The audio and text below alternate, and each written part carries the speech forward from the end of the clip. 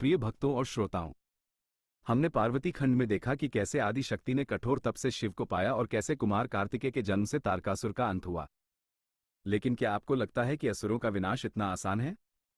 जब एक असुर मरता है तो उसके वंशज पहले से अधिक शक्तिशाली और अहंकारी होकर जन्म लेते हैं। युद्धखंड की यह कथा उस महाविनाश की है जब एक अजेय असुर ने जन्म लिया, जिसने समुद्र की गहराइयों से लेकर स्वर्ग के शिखरों तक हाहाकार मचा दिया। ये कहानी है जलंधर की, जिसके पराक्रम को केवल शिव का क्रोध और उसकी पत्नी वृंदा का सतीत्व ही चुनौती दे सकता था। तो आइए उस भयंकर काल में प्रवेश करें जहां शक्ति और अहंकार का भीषण टकराव हुआ। अध्याय 1। जलंधर का जन्म और उसका अद्भुत पराक्रम काव्य। जब सागर ने पुत्र दिया तब तेज से अंधेरा छटा, ब्रह्मा के वरदान से असुर का भाग्य बंटा। था जल से जन्मा पर अग्नि सा तेज रखता था, अज्ञान की शक्ति से देवों को डसता था।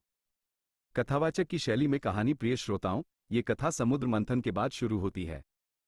जब देवताओं और असुरों ने मिलकर क्षीर सागर को मथा, तब उसमें से अमृत सहित कई रत्न निकले। मंथन की समाप्ति पर उस विशाल जलराशि समुद्र से एक अत्यंत तेजस्वी बालक प्रकट हुआ। वो बालक इतना शक्तिशाली और चमकीला था कि इंद्र सहित सभी देवता भयभीत हो गए। देवताओं ने जब ब्रह्मा से इस बालक के विषय में पूछा, तब ब्रह्मा ने बताया कि यह बालक समुद्र का पुत्र है और जलांश से उत्पन्न हुआ है, इसलिए इसका नाम जलंधर होगा। जलंधर ने बचपन से ही अपनी असाधारण शक्ति का प्रदर्शन किया। आगे चलकर उसने कठोर तपस्या की और ब्रह्मा को प्रसन्न किया। ब्रह्मा ने उसे यह अजेय होने का वरदान दिया कि उसे केवल शिव ही मार सकते हैं। जिज्ञासा भरा वाक्य। जलंधर का नाम जलंधर क्यों पड़ा? क्या ये केवल उसके जन्मस्थान के कारण था या इसका कोई गहरा अर्थ था? आप इसका जवाब कमेंट में जरूर दें। अध्याय 2। असुरों का संगठन और जलंधर का राज्याभिषेक। काव्य। मिला जब वरदान उसे, तब असुरों का संगठन किया, अंधकार की शक्ति को उसने पुनः जीवन दिया। शुक्र ने दिया ज्ञान, उसे सिंहासन पर बिठाया गया, अधर्म के राज का बीज वहां बोया गया। कथावाचक की शैली में कहानी। प्रिय श्रोताओं, ब्रह्मा से वरदान प्राप्त करने के बाद जलंधर ने अपने अहंकार को बढ़ा दिया। उसने सबसे पहले धरती और पाताल में बिखरे हुए सभी असुरों को एक साथ संगठित किया। उसने अपनी शक्ति के बल पर उन्हें अभयदान दिया और उन्हें अपने अधीन किया। असुरों के महान गुरु शुक्राचार्य ने जलंधर को अपना सम्राट स्वीकार किया और वैदिक रीति से उसका राज्याभिषेक संपन्न किया।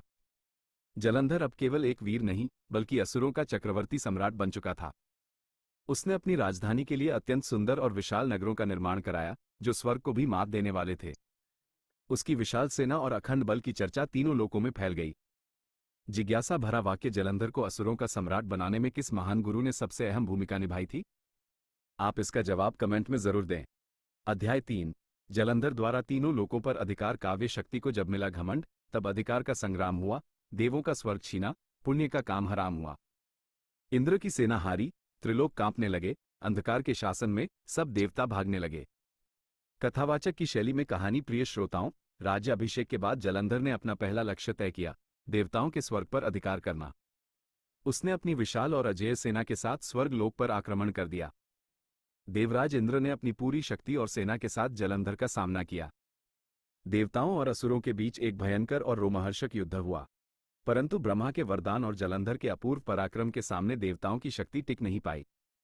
इंद्र और उनकी सेना पराजित हुई और उन्हें स्वर्ग छोड़कर भागना पड़ा। जलंधर ने स्वर्ग पर पूर्ण अधिकार कर लिया और वहां के ऐश्वर्य का उपभोग करने लगा। इस प्रकार तीनों लोकों पर जलंधर का अत्याचारपूर्ण शासन स्थापित हो गया। जिज्ञासा भरा वाक्य। जलंधर ने स्वर्ग लोक पर आक्रमण करके किसे पराजित किया और वहां से भगा दिया? आप इसका जवाब कमेंट में जरूर दें। अध्याय 4। जलंधर की पत्नी वृंदा और उसके पतिव्रत धर्म की महिमा। काव्य। थी वृंदा सती वो, जिसका धर्म था अडिग खड़ा, संसार की कोई और पवित्रता का अभेद्य कवच था गड़ा। जब तक धर्म था अखंड, तब तक वीर था अजेय वो, उसकी हार की कथा का था आधार यही तो। कथावाचक की शैली में कहानी। प्रिय श्रोताओं, जलंधर की अजेयता का रहस्य केवल ब्रह्मा के वरदान में नहीं था, बल्कि उसकी परम पतिव्रता पत्नी वृंदा में छिपा था। वृंदा अत्यंत धार्मिक, पवित्र और ईश्वर में विश्वास रखने वाली स्त्री थी। उनका सतीत्व इतना महान था कि उनके पुण्य और पवित्रता की शक्ति जलंधर के चारों ओर एक अभेद्य सुरक्षा कवच का निर्माण करती थी। जब तक वृंदा का पतिव्रत धर्म खंडित नहीं होता, तब तक संसार की कोई भी शक्ति जलंधर को युद्ध में पराजित नहीं कर सकती थी। वो अपने तप और पवित्र संकल्पों से निरंतर जलंधर की रक्षा करती थी। जिज्ञासा भरा वाक्य। जलंधर को अजेय बनाने वाली उसकी पत्नी का नाम क्या था और उसकी सबसे बड़ी शक्ति क्या थी? आप इसका जवाब कमेंट में जरूर दें। अध्याय 5। देवताओं का ब्रह्मा और विष्णु के पास जाना। काव्य। हुए जब पराजित देव, तो दुख से कांपने लगे, सृष्टि के रक्षक को अपनी दुर्दशा सुनाने लगे। ब्रह्मा और विष्णु से की आर्त पुकार तब, हे नाथ करो उद्धार, टूटे असुरों का गर्व अब। कथावाचक की शैली में कहानी प्रिय श्रोताओं, स्वर्ग से निकाले जाने के बाद देवतागण घोर संकट और निराशा में डूब गए। वे सबसे पहले सृष्टि के रचयिता ब्रह्मा के पास गए और अपनी दुख भरी कहानी सुनाई। जब ब्रह्मा ने कोई उपाय नहीं बताया तो वे सभी मिलकर सृष्टि के पालनहार भगवान विष्णु के वैकुंठ धाम पहुंचे। देवताओं ने भगवान विष्णु के चरणों में गिरकर जलंधर के अत्याचारों का वर्णन किया। उन्होंने बताया कि कैसे असुर अधर्म फैला रहे हैं और यज्ञ कर्म बंद हो गए हैं। देवताओं ने विनती की कि वे अपनी माया और शक्ति से जलंधर का वध करें और उन्हें उनका राजपाट वापस दिलाएं। जिज्ञासा भरा वाक्य देवताओं ने अपनी रक्षा के लिए सबसे पहले किन दो प्रमुख देवताओं से सहायता मांगी? आप इसका जवाब कमेंट में जरूर दें। अध्याय 6, ब्रह्मा और विष्णु द्वारा असमर्थता प्रकट करना काव्य। ब्रह्मा ने कहा, मेरा वरदान है, मैं मार नहीं सकता उसे। विष्णु ने कहा, वृंदा का सतीत्व है, मैं छू नहीं सकता उसे। जब पालक और सृष्टा ने हाथ खड़े कर दिए तब देवों के मन में अंतिम आस के दीप जल गए। कथावाचक की शैली में कहानी प्रिय श्रोताओं, देवताओं की करुण पुकार सुनकर भी ब्रह्मा और विष्णु ने जलंधर से लड़ने में असमर्थता प्रकट की। ब्रह्मा ने स्पष्ट किया कि उन्होंने ही वरदान दिया है कि जलंधर को उनके द्वारा मारा नहीं जा सकता। भगवान विष्णु ने गहन रहस्य उजागर किया। उन्होंने बताया कि जलंधर अपनी पत्नी वृंदा के अखंड सतीत्व के कारण अजेय है। यदि मैं उस पर अस्त्र उठाता हूं तो वृंदा के सतीत्व का अपमान होगा और इससे धर्म का उल्लंघन होगा। इसलिए जब तक वृंदा का पतिव्रत धर्म सुरक्षित है तब तक मैं भी उसे मार नहीं सकता। उन्होंने निष्कर्ष दिया कि जलंधर का वध केवल भगवान शिव ही कर सकते हैं। जिज्ञासा भरा वाक्य भगवान विष्णु के अनुसार वो जलंधर पर अस्त्र क्यों नहीं उठा सकते थे? इसका कारण क्या था? आप इसका जवाब कमेंट में जरूर दें। अध्याय 7, देवताओं का कैलाश पर जाकर शिव की शरण में जाना काव्य। जब विष्णु ने दिया संकेत तो कैलाश की राह ली गई, परमेश्वर के द्वार पर मोक्ष की आस ली गई। ध्यान में थे महादेव, पर सृष्टि की पुकार सुनी, भयभीत देवों के अंतिम प्रार्थना चुनी। कथावाचक की शैली में कहानी प्रिय श्रोताओं, जब ब्रह्मा और विष्णु दोनों ने असमर्थता जताई तब देवताओं की अंतिम आशा भगवान शिव पर टिकी। सभी देवता ब्रह्मा और विष्णु के साथ मिलकर कैलाश पर्वत पहुंचे। वहां भगवान शिव अपनी गहन समाधि में लीन थे। देवताओं ने अत्यंत भक्ति और विनम्रता के साथ शिव की स्तुति की। उन्होंने हाथ जोड़कर जलंधर के अत्याचारों का विस्तृत वर्णन किया। उन्होंने शिव से विनती की, हे महादेव, आप ही संहारकर्ता और परमेश्वर हैं। इस महासुर को समाप्त करके धर्म और सृष्टि की रक्षा करें। जिज्ञासा भरा वाक्य जब सभी देवता कैलाश पर पहुंचे तो भगवान शिव किस अवस्था में थे? समाधि, ध्यान या गृहस्थ जीवन में? आप इसका जवाब कमेंट में जरूर दें। अध्याय 8, शिव द्वारा देवताओं को आश्वासन और जलंधर का क्रोध काव्य। समाधि टूटी, नेत्र खुले तो क्रोध का स्वर जागा, देवों को अभयदान दे, असुर को चुनौती जागा। जलंधर ने सुना जब तो गर्व से फूल उठा, महादेव को अपमानित करने का दुस्साहस ठूल उठा। कथावाचक की शैली में कहानी प्रिय श्रोताओं, देवताओं की आर्त पुकार से भगवान शिव की समाधि टूट गई। उन्होंने शांत और दिव्य मुद्रा में देवताओं को देखा और उनकी रक्षा का आश्वासन दिया। शिव ने कहा कि वे शीघ्र ही जलंधर का अहंकार तोड़ेंगे और उसे दंडित करेंगे। इस बीच जलंधर को जब ये बात पता चली कि देवताओं ने उसकी शिकायत शिव से की है और शिव ने उसे युद्ध के लिए चुनौती दी है तो वो क्रोधित होने के बजाय अत्यंत गर्वित हुआ। अपने अजेय होने के भ्रम में उसने शिव को भी तुच्छ समझा और उन्हें अपमानित करने का दुस्साहस किया। जिज्ञासा भरा वाक्य शिव का आश्वासन मिलने पर जलंधर ने क्या प्रतिक्रिया दी? क्या वो डरा या गर्वित हुआ? आप इसका जवाब कमेंट में जरूर दें। अध्याय 9, जलंधर का दूत राहु को शिव के पास भेजना काव्य। अहंकार ने किया पथभ्रष्ट, न भेद को पहचाना गया, राहु को दूत बनाकर योगी को ललकारा गया। संदेश था दुस्साहस का, वाणी थी विष भरी, सर्वेश्वर को दी चुनौती, नियति तब क्रुद्ध खड़ी। कथावाचक की शैली में कहानी प्रिय श्रोताओं, जलंधर ने भगवान शिव को सीधे चुनौती देने के बजाय उन्हें मानसिक रूप से अपमानित करने का निर्णय लिया। उसने राहु, जिसे बाद में ग्रह के रूप में स्थान मिला, नामक असुर को अपना दूत बनाकर कैलाश भेजा। जलंधर ने राहु को अपमानजनक संदेश दिया, जाओ और उस जटाधारी, दिगंबर, शमशानवासी को कहो कि मैं तीनों लोकों का स्वामी हूं। तुम्हारा यहां क्या काम? तुम अपना वासस्थान छोड़कर चले जाओ या मेरी अधीनता स्वीकार करो। मेरे पास सुंदर रत्न और ऐश्वर्य है और तुम्हारे पास केवल भस्म और सर्प। ये संदेश शिव को क्रोधित करने और अपमानित करने के उद्देश्य से भेजा गया था। जिज्ञासा भरा वाक्य जलंधर ने अपने दूत के माध्यम से भगवान शिव को किस प्रकार के अपमानजनक शब्दों से संबोधित किया? आप इसका जवाब कमेंट में जरूर दें। अध्याय 10, राहु और शिव का संवाद काव्य। जब दूत ने कथा सुनाई तब क्रोध ने रूप लिया, शिव के नेत्र से अग्नि निकली, असुर को दंड दिया। राहु का घमंड टूटा, शीश उसका गिराया गया, युद्ध का शंखनाद कैलाश से बजाया गया।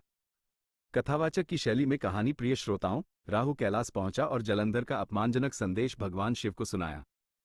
शिव ने पहले तो राहु की बातों को शांति से सुना क्योंकि वह दूत था। लेकिन जब राहु ने अहंकार की सारी सीमाएं तोड़ दी और शिव का उपहास किया, तब भगवान शिव को क्रोध आ गया। शिव के माथे से भयंकर और तेजस्वी अग्निपुंज प्रकट हुआ। यह अग्निपुंज इतना प्रचंड था कि उसने राहु के शरीर से उसका शीश अलग कर दिया। राहु का अहंकार चूर हो गया। हालांकि बाद में शिव ने दया करके उसे केवल सिर के साथ ग्रह मंडल में स्थान दिया। इस घटना से यह स्पष्ट हो गया कि युद्ध अब अपरिहार्य है और शिव ने जलंधर को युद्ध के लिए चुनौती भेज दी। जिज्ञासा भरा वाक्य, भगवान शिव के क्रोध से राहु का क्या हुआ? क्या वे पूरी तरह भस्म हो गए या उन्हें कोई अन्य दंड मिला? रुद्र संहिता। आप इसका जवाब कमेंट में जरूर दें। युद्ध की तैयारी। अध्याय 11। जलंधर की युद्ध के लिए घोषणा और देवताओं का भय काव्य। जब दूत ने अपमान पाया तो जलंधर दहाड़ उठा। शिव के विरुद्ध महायुद्ध का उसने संकल्प ठाना। असुरों की सेना सजी, विशाल और दुर्निवार। देवताओं के हृदय में फिर छाया हाहाकार। कथावाचक की शैली में कहानी प्रिय श्रोताओं, दूत राहु को दंड मिलने और अपमानित होने की खबर जब जलंधर के पास पहुंची तो उसका अहंकार और क्रोध चरम पर पहुंच गया। उसने तत्काल शिव के साथ महायुद्ध की घोषणा कर दी। जलंधर ने अपने सभी प्रमुख सेनापतियों को बुलाया और उन्हें युद्ध की तैयारी करने का आदेश दिया। असुरों की विशाल सेना, जिसमें कालकेय, अग्निमुख और अन्य भयंकर योद्धा शामिल थे, युद्ध के लिए सज धज कर तैयार हो गई। उनकी भीषण गर्जना से तीनों लोग कांप उठे। जब देवताओं ने यह सुना कि जलंधर सीधे भगवान शिव से युद्ध करने आ रहा है तो वे भयभीत हो गए। उन्हें लगा कि यह युद्ध ब्रह्मांड के सबसे शक्तिशाली शक्तियों के बीच होगा और इसका परिणाम अत्यंत विनाशकारी हो सकता है। वे शिव के पराक्रम पर विश्वास रखते थे, लेकिन जलंधर की शक्ति और वरदान से भी वे परिचित थे। जिज्ञासा भरा वाक्य, जलंधर ने शिव पर सीधे आक्रमण करने से पहले अपनी सेना के किन तीन प्रमुख बलशाली सेनापतियों को युद्ध की तैयारी का आदेश दिया? आप इसका जवाब कमेंट में जरूर दें। अध्याय 12। शिव द्वारा युद्ध की तैयारी और गणों को आज्ञा काव्य। जब क्रोध उठा महादेव का तो शांत नहीं रह सकते थे। गणों को दिया आदेश, अब धर्म की रक्षा करनी थी। वीरभद्र हुए आगे, नंदी ने शंखनाद किया, कैलाश से सेना चली, पाप का नाश किया। कथावाचक की शैली में कहानी प्रिय श्रोताओं, राहु को दंड देने के बाद भगवान शिव ने यह निश्चित कर लिया कि जलंधर का अहंकार अब केवल युद्ध से ही टूटेगा। उन्होंने भी युद्ध की तैयारी शुरू कर दी। शिव ने अपने प्रमुख गणों को एकत्र किया। सबसे पहले उन्होंने अपने वीर और प्रचंड गण वीरभद्र को सेनापति नियुक्त किया। नंदी, भृंगी, चंड, मुंड जैसे शक्तिशाली गणों को आदेश दिया कि वे धर्म की रक्षा के लिए युद्ध के लिए तैयार हो जाएं। शिव के गण, जो अद्भुत वेशभूषा और अकल्पनीय शक्तियों से युक्त थे, अत्यंत उत्साह से भर गए। उन्होंने जय जयकार करते हुए कैलाश पर्वत से युद्ध के मैदान की ओर प्रस्थान किया। शिव ने देवताओं को शांत रहने और अपनी लीला देखने का आश्वासन दिया। जिज्ञासा भरा वाक्य, शिव की सेना के मुख। रुद्र संहिता। युद्ध खंड भाग 2। युद्ध की तैयारी। अध्याय 11। जलंधर की युद्ध के लिए घोषणा और देवताओं का भय काव्य। जब दूत ने अपमान पाया तो जलंधर दहाड़ उठा। शिव के विरुद्ध महायुद्ध का उसने संकल्प ठाना। असुरों की सेना सजी, विशाल और दुर्निवार। देवताओं के हृदय में फिर छाया हाहाकार। कथावाचक की शैली में कहानी प्रिय श्रोताओं, दूत राहु को दंड मिलने और अपमानित होने की खबर जब जलंधर के पास पहुंची तो उसका अहंकार और क्रोध चरम पर पहुंच गया। उसने तत्काल शिव के साथ महायुद्ध की घोषणा कर दी। जलंधर ने अपने सभी प्रमुख सेनापतियों को बुलाया और उन्हें युद्ध की तैयारी करने का आदेश दिया। असुरों की विशाल सेना, जिसमें कालकेय, अग्निमुख और अन्य भयंकर योद्धा शामिल थे, युद्ध के लिए सज धज कर तैयार हो गई। उनकी भीषण गर्जना से तीनों लोग कांप उठे। जब देवताओं ने यह सुना कि जलंधर सीधे भगवान शिव से युद्ध करने आ रहा है तो वे भयभीत हो गए। उन्हें लगा कि यह युद्ध ब्रह्मांड के सबसे शक्तिशाली शक्तियों के बीच होगा और इसका परिणाम अत्यंत विनाशकारी हो सकता है। वे शिव के पराक्रम पर विश्वास रखते थे, लेकिन जलंधर की शक्ति और वरदान से भी वे परिचित थे। जिज्ञासा भरा वाक्य, जलंधर ने शिव पर सीधे आक्रमण करने से पहले अपनी सेना के किन तीन प्रमुख बलशाली सेनापतियों को युद्ध की तैयारी का आदेश दिया? आप इसका जवाब कमेंट में जरूर दें। अध्याय 12। शिव द्वारा युद्ध की तैयारी और गणों को आज्ञा काव्य। जब क्रोध उठा महादेव का तो शांत नहीं रह सकते थे। गणों को दिया आदेश, अब धर्म की रक्षा करनी थी। वीरभद्र हुए आगे, नंदी ने शंखनाद किया, कैलाश से सेना चली, पाप का नाश किया। कथावाचक की शैली में कहानी प्रिय श्रोताओं, राहु को दंड देने के बाद भगवान शिव ने यह निश्चित कर लिया कि जलंधर का अहंकार अब केवल युद्ध से ही टूटेगा। उन्होंने भी युद्ध की तैयारी शुरू कर दी। शिव ने अपने प्रमुख गणों को एकत्र किया। सबसे पहले उन्होंने अपने वीर और प्रचंड गण वीरभद्र को सेनापति नियुक्त किया। नंदी, भृंगी, चंड, मुंड जैसे शक्तिशाली गणों को आदेश दिया कि वे धर्म की रक्षा के लिए युद्ध के लिए तैयार हो जाएं। शिव के गण, जो अद्भुत वेशभूषा और अकल्पनीय शक्तियों से युक्त थे, अत्यंत उत्साह से भर गए। उन्होंने जय जयकार करते हुए कैलाश पर्वत से युद्ध के मैदान की ओर प्रस्थान किया। शिव ने देवताओं को शांत रहने और अपनी लीला देखने का आश्वासन दिया। जिज्ञासा भरा वाक्य, शिव की सेना के मुख्य सेनापति और सबसे भयंकर योद्धा का क्या नाम है जिसे शिव ने युद्ध का नेतृत्व करने का आदेश दिया? आप इसका जवाब कमेंट में जरूर दें। अध्याय 13। जलंधर की युद्ध यात्रा और उसका दर्प काव्य। विशाल रथ पर सवार हुआ, त्रिशूल और धनुष गहा। जलंधर का तेज ऐसा मानो अग्नि ने रूप गहा। असुरों के नाद से पृथ्वी भी डगमगाने लगी। युद्ध की ज्वाला ने सीमाएं पार करने लगी। कथावाचक की शैली में कहानी। प्रिय श्रोताओं, जलंधर अपनी अजेयता के अहंकार में चूर था। वह एक विशाल और तेजस्वी रथ पर सवार हुआ। उसके रथ को हजारों अश्व खींच रहे थे और उस पर स्वयं शुक्राचार्य विराजमान थे। जलंधर ने अपने हाथ में धनुष, बाण और अन्य असुर अस्त्र धारण किए हुए थे। वह अपनी गर्जना और दर्प, घमंड से अपनी सेना को उत्साहित कर रहा था। उसकी सेना में हाथी, घोड़े और पैदल असुरों की अगणित संख्या थी। उनकी युद्ध यात्रा इतनी भीषण थी कि जिस भी मार्ग से वे गुजर रहे थे वहां की नदियां सूख गईं और पर्वत कांपने लगे। जलंधर उत्सुकता से उस क्षण की प्रतीक्षा कर रहा था जब वह शिव को पराजित करके स्वयं को ब्रह्मांड का सर्वोच्च स्वामी घोषित कर सकेगा। जिज्ञासा भरा वाक्य, जलंधर युद्ध के लिए जिस विशाल रथ पर सवार था, उस रथ का मार्गदर्शन कौन कर रहा था? आप इसका जवाब कमेंट में जरूर दें। अध्याय 14। शिव के गणों और जलंधर की सेना का प्रथम सामना। काव्य। कैलाश के वीर आए और असुरों से टकराए, तब युद्ध के मैदान पर वीरता की शपथ खाई सब। नंदी और वीरभद्र ने असुरों को ललकारा था। महाकाल की जय हो, शंखनाद दोबारा था। कथावाचक की शैली में कहानी। प्रिय श्रोताओं, जलंधर की विशाल सेना जब कैलाश के समीप युद्ध के मैदान में पहुंची तो उनका सामना भगवान शिव के तेजस्वी और उत्साही गणों से हुआ। वीरभद्र और नंदी सबसे आगे थे। उन्होंने अपनी अजीब वेशभूषा, क्रोधित चेहरे और असामान्य अस्त्र शस्त्रों से असुरों को ललकारा। असुरों को लगा कि ये गण उनसे कमजोर हैं, लेकिन जब युद्ध शुरू हुआ तो उन्हें शिवगणों की प्रचंड शक्ति का अंदाजा हुआ। दोनों सेनाओं के बीच भयंकर कोलाहल और अस्त्र शस्त्रों की टक्कर शुरू हो गई। गण और असुर एक दूसरे पर शक्तिशाली प्रहार करने लगे। ये युद्ध की पहली ज्वाला थी जिसने ये संकेत दिया कि आगे का संग्राम कितना भीषण होने वाला है। जिज्ञासा भरा वाक्य, युद्ध के मैदान में सबसे पहले जलंधर की सेना और शिव के गणों के बीच हुई टक्कर को क्या नाम दिया गया? आप इसका जवाब कमेंट में जरूर दें। अध्याय 15। असुरों और गणों के बीच भयंकर युद्ध। काव्य। तलवार और गदा चली, तीर और भाले बरसे, रक्त की धारा बही, वीर मरने को तरसे। गणों ने किया संहार, असुर सेना भागने लगी। शिव की कृपा से विजय की आस जागने लगी। कथावाचक की शैली में कहानी। प्रिय श्रोताओं, युद्ध अब अपने चरम पर था। शिवगणों ने जलंधर की सेना पर प्रचंड प्रहार करना शुरू कर दिया। नंदी ने अपनी गदा से कई असुरों को मार गिराया, जबकि वीरभद्र ने अपने खड्ग, तलवार से असुर सेना का संहार किया। असुर भी मायावी थे और उन्होंने अपनी शक्ति का प्रयोग किया, लेकिन शिव के गणों के सामने उनकी माया टिक नहीं पाई। युद्ध के मैदान में रक्त की नदियां बहने लगी और हाथियों, घोड़ों तथा असुरों के शव बिछ गए। शिवगणों की वीरता को देखकर देवताओं में आशा का संचार हुआ, जबकि जलंधर की सेना में भगदड़ मचने लगी। ये देखकर जलंधर क्रोधित हुआ और उसने स्वयं मैदान में उतरने का संकल्प लिया। जिज्ञासा भरा वाक्य, युद्ध के दौरान शिव के गण अपनी किस अद्वितीय शक्ति के कारण असुरों की माया को भंग करने में सफल हुए? आप इसका जवाब कमेंट में जरूर दें।